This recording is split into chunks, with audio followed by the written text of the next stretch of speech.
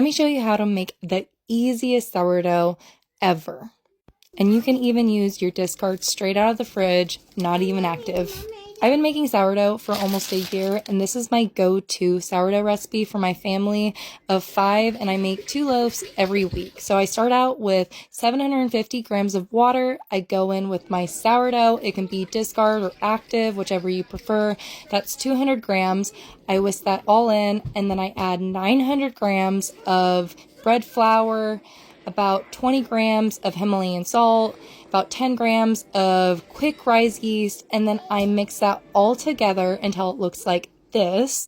Make sure all of the dry ingredients are well combined or it will not mix and wet your flour very well and you'll get chunks of flour in your dough, which you do not want. I covered this for about an hour and then I went in for my first coil fold. I prefer this over the stretch and fold. You pick it up in the middle and then you start with one end, kind of grabbing it as you see here, and then you'll just keep doing that until you kind of make it's kind of like a cinnamon roll. You're making the ends in the middle and then you're kind of bringing that gluten, tension, structure all together. And the goal of this is just to make a strong bread full of air. And you can see here the bread is starting to look a lot more airy.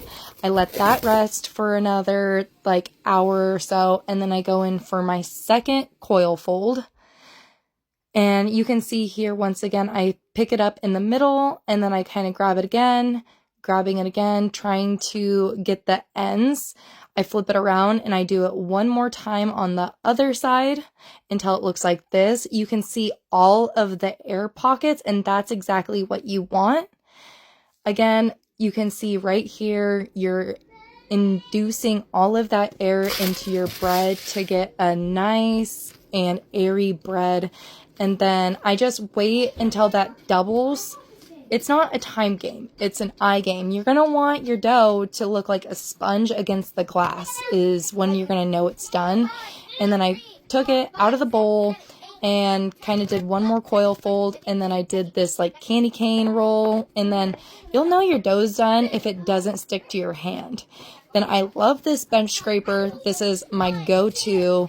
I kind of roll it all back up together and get some tension on the dough, and then I am done. Again, this is a double recipe, so I'm making 2 loaves with this, and you can definitely cut it in half and only make 1 loaf. I cannot just make 1 or it would be gone in the first night because I have 3 kids and they eat the whole first loaf the first night I make it.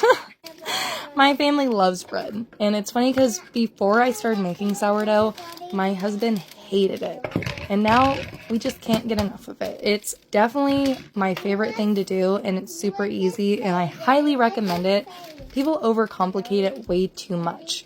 Then I'm just scoring it here just a little bit. I put it in the oven at 430 for about 40 or 30 minutes, and then I reduce the heat to 390 for an additional 10 minutes, and then it is done. And then let it cool for at least an hour so it can continue cooking.